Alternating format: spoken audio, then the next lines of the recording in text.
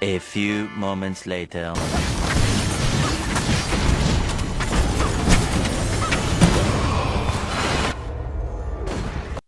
So Motiga let loose another update not too long ago, and I gotta say, I'm truly impressed. I gotta give Motiga props. The stability of this game has thoroughly improved tenfold. Did I really just say tenfold? Tenfold. You remember in my other video, I was just discussing how the game's functionality was so poor. Sometimes opting to just stop playing in the middle of a game right after I had been disconnected or dropped, or one of my teammates had been dropped. It was just too much. In this latest build, I've Q-dropped maybe a couple times, but nowhere near the frequency I had before. I'm actually playing in the game I'm getting connected to, and the matchmaking and connecting to a match is very short and acceptable length of time. And while I have experienced other players crashing, it definitely has not been at the frequency that it had been before. Not to mention, I have yet to crash, so that's a personal plus. So again, the stability of the game has thoroughly improved. So Motiga, you are the man. Or the woman.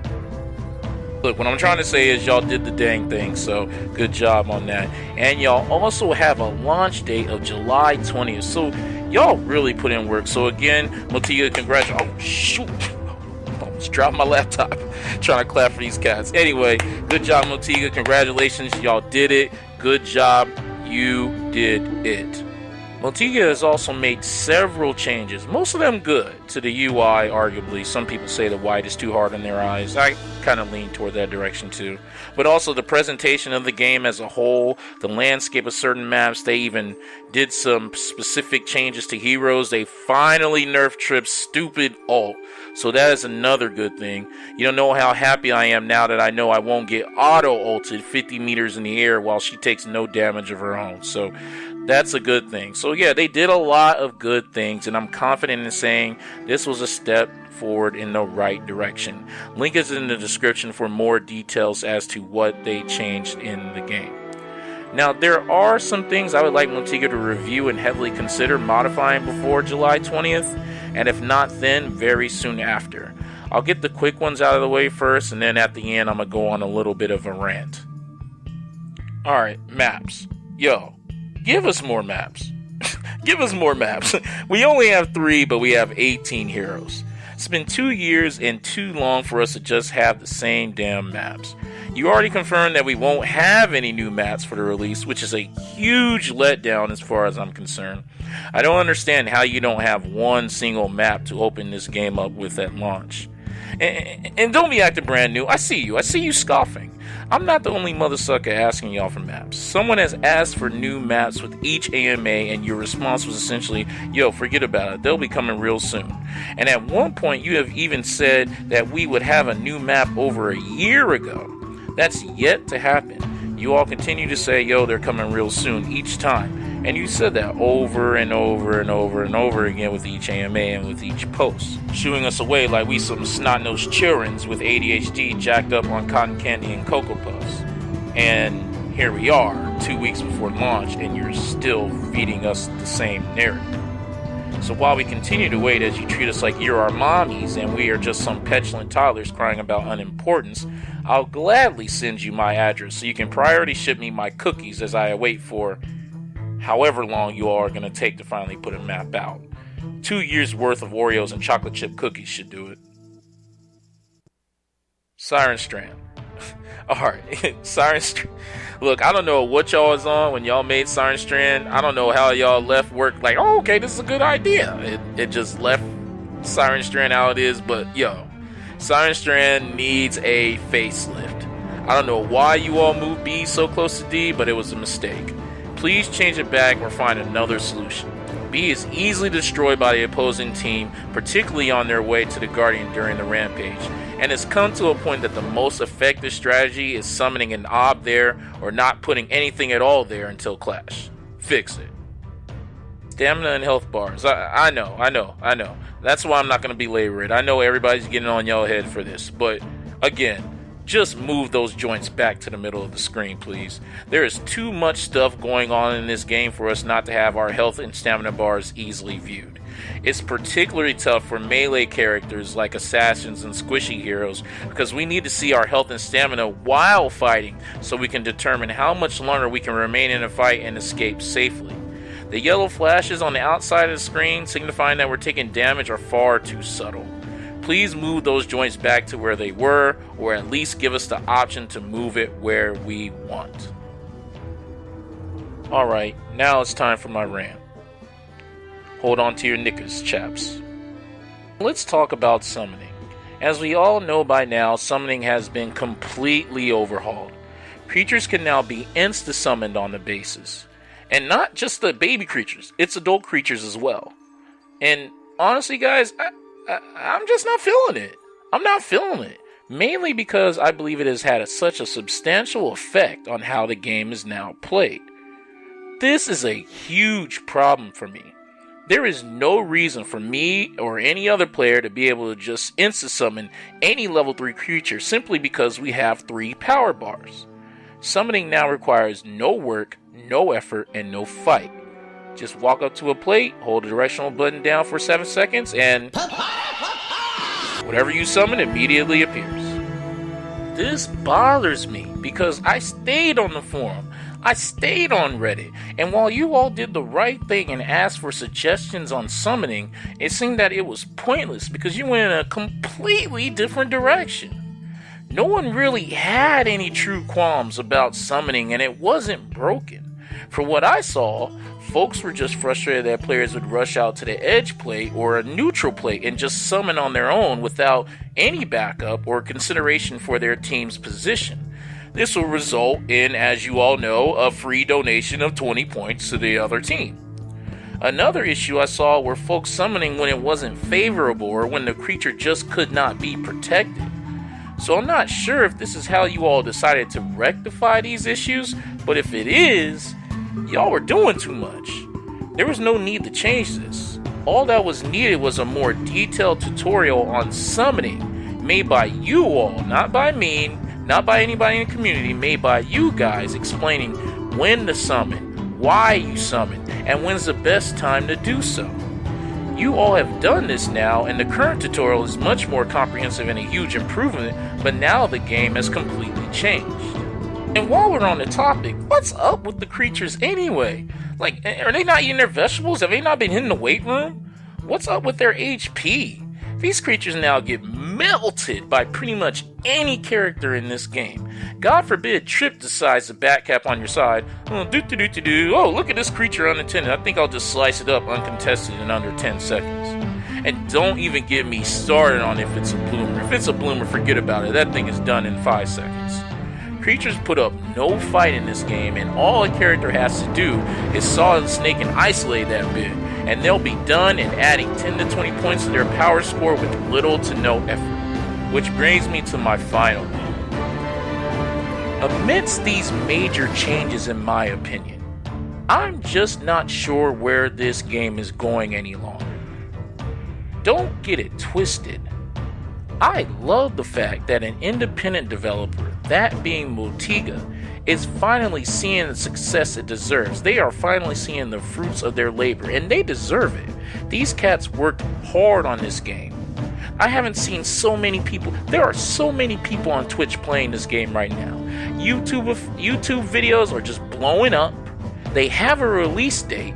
This game was supposed to be dead, and it looks like it's finally going to see the light. They have so much momentum going into July 20th, their launch date. So don't get it twisted. They deserve this. However, it seems with this latest build, we now have Call of Duty GiGANTiC. Allow me to elaborate. I feel we now have a shooter MOBA that lacks a significant amount of what made it unique, innovative, and great. Further, I believe a lot of it is in fact due to the changes regarding summoning along with these weak-ass creatures. Team positioning, map control, team strategy. These were the most important elements in this game, and those very same elements separated it from the Overwatches and the Paladins. This game was predicated off of playing, coordinating, attacking, and defending as a team. A well-oiled machine, if you will. It didn't matter that you were going ham with your little 20 or 30 kills per game. If you didn't play as a team, you were more than likely about to take an L. However, it appears that is now a thing of the past. Now with the Pop-Tart paperweight creatures that can be Insta-summoned, coupled with the incredibly small maps, it now encourages and reinforces individual play.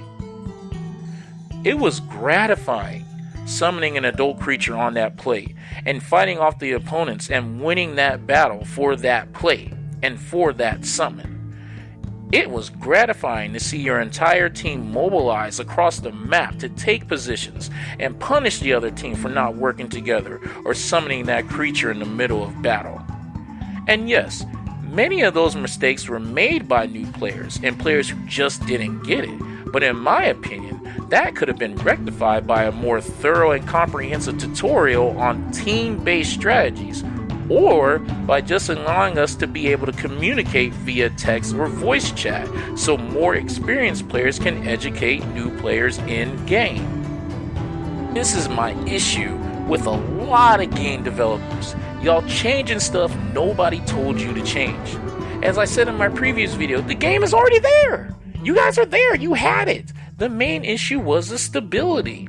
Sure, the game wasn't perfect, and there needed to be things done, but the stability was the main issue. You have made the game much more stable, and good on you for that.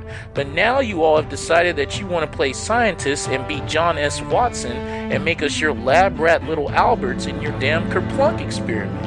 And in your pursuit of doing this, you all have fallen victim to what many game developers have when attempting to increase accessibility to their video games.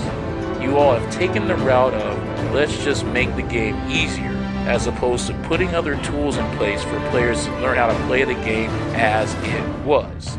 In doing so, many of the unique team-oriented and team-based play has been eradicated, which, in my opinion, was GiGANTiC's unique identity.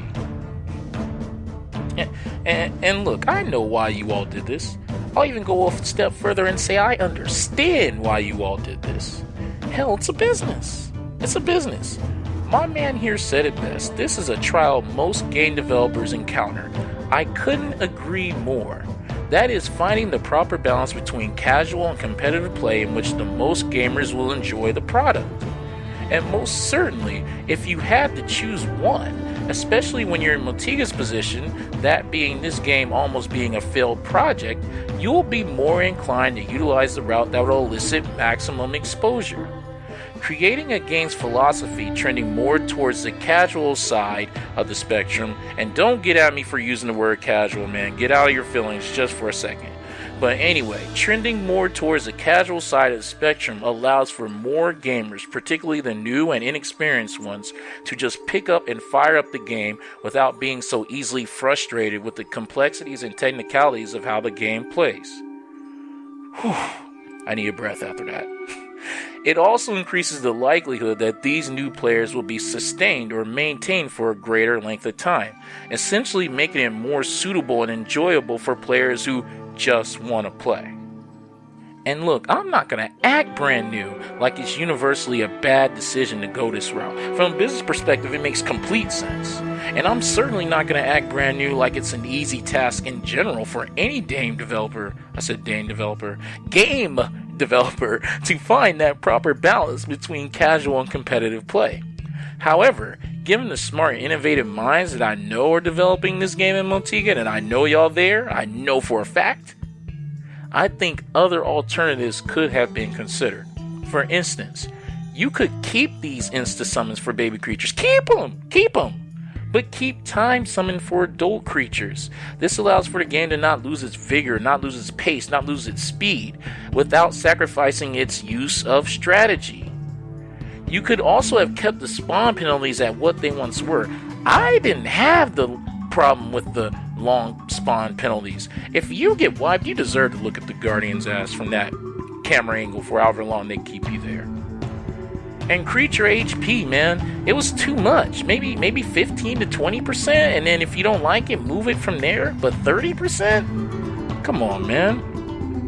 Also, why can we no longer interrupt creatures who are picking up a power orb? This was an effective team-based strategy to steal rampages. Again, why are y'all taking this away? Teams should certainly be punished for leaving a creature who is on the verge of picking up an orb unattended. And now, with these elements gone from this game, now they're a thing of the past, I think GiGANTiC loses much of the zeal it had before. When I think about this game, the innovation, the creativity, uniqueness, the team-based strategies, the opportunities for team-oriented play, I find myself at a state of slight bitterness due to what this game has become. And I'm skeptical. I'm skeptical about how to solidify its identity moving forward. Like a few other players I've come across, I figured this game just needed a few touch-ups, just a few simple touch-ups, mostly related to stability, voice text chat, map landscaping, bug fixes, modification to hero and creature balances, just things like that to take it over the top. But now, as I think about the direction in which this game is going now, I'm just not so sure, guys. I'm just not sure. And I just think it'll be a case of only time will tell. So thank you guys for tuning into my video and hearing me out. Yo, what do y'all think?